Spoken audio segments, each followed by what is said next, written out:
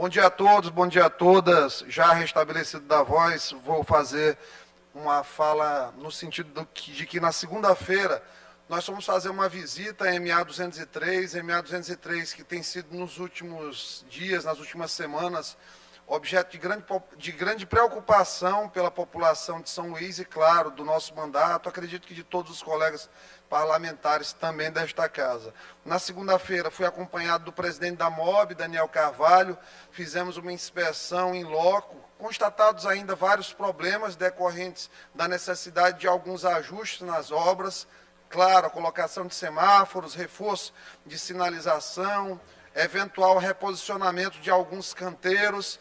Tivemos a notícia também de que há a chegada nos próximos dias, próximas semanas, na verdade, ainda no mês de outubro, da colocação das paradas, que vai fazer as paradas nos canteiros centrais, que vai fazer com que os ônibus, de fato, ocupem a faixa da esquerda e, a partir daí, haja uma maior segurança com menor cruzamento de via.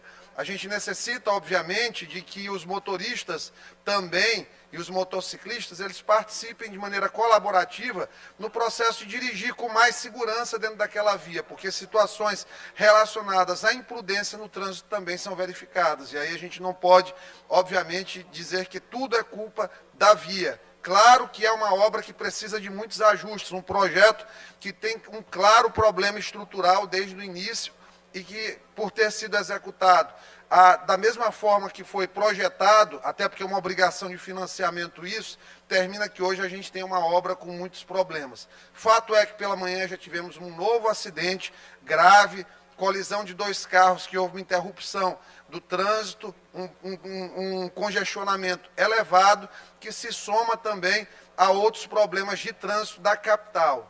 Houve uma piora significativa no trânsito de São Luís, com essa reabertura desse processo de aulas, a reabertura econômica após esse momento mais agudo da pandemia.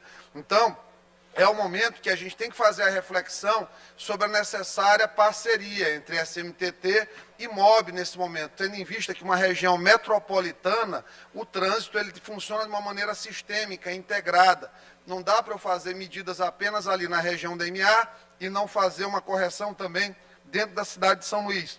Da mesma forma que não adianta eu ter um planejamento de trânsito para São Luís e esquecer da interligação com os municípios de Paços do Lumiar, Ribamar e Raposa, que, claro, estão dentro da região metropolitana. Então, há necessidade dessa retomada desse diálogo, independente de convergências ou divergências entre governo estadual e prefeitura, principalmente a prefeitura de São Luís, que é a principal cidade dentro da ilha, por conta do seu tamanho. Então, esse diálogo ele precisa ser retomado. O trânsito hoje piorou, o trânsito se soma ao problema do combustível, que antes a gente tinha uma quantidade grande de Uber circulando.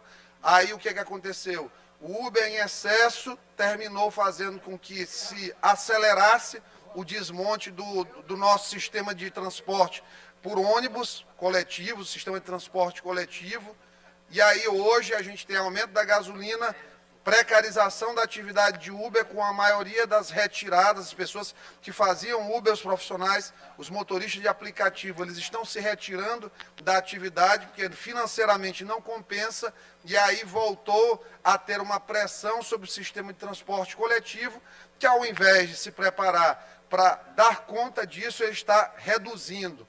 No final do governo do Edivaldo, a gente tinha, pelo menos ali na época que o Canindé ainda era secretário, 835 ônibus na cidade, mais uma frota reserva de cerca de 60 ônibus. Hoje nós temos 702 ônibus em circulação, ou seja, nós perdemos aí quase 13% do percentual de ônibus na cidade de São Luís. E aí isso, claro, impacta a vida do cidadão e da cidadã, que já começa a se preparar também para um aumento de passagem. Os rumores têm sido cada vez mais claros, há uma reivindicação do 7 para levar a passagem para 4,50, estão tentando reduzir esse valor, mas ao que parece, vem aumento de passagem com piora do sistema de transporte.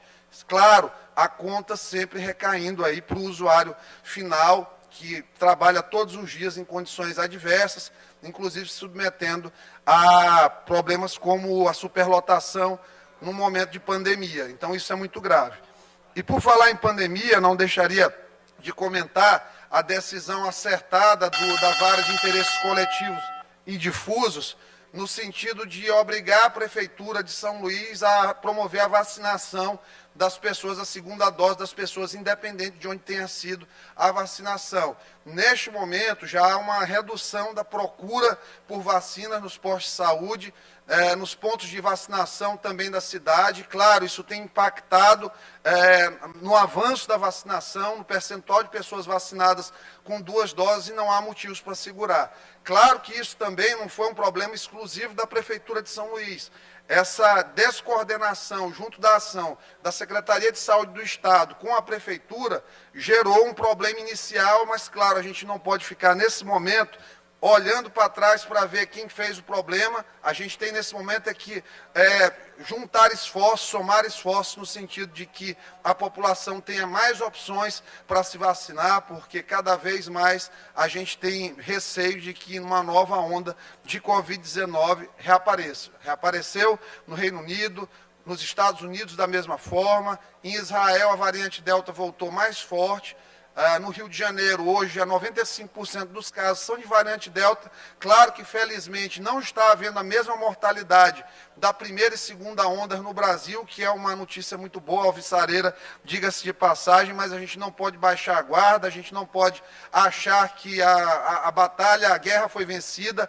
Ainda há outras batalhas. Eu acredito que, pelo menos por 2 anos, a gente ainda vai ter que conviver com o fantasma dessa doença, reduzindo a nossa mobilidade, a nossa interação social, a nossa própria convivência harmônica em sociedade. Por isso a gente precisa de muita técnica, muito cientificismo nesse momento e atenção coordenada de todos os entes do poder público. Eram essas palavras para hoje. Muito obrigado.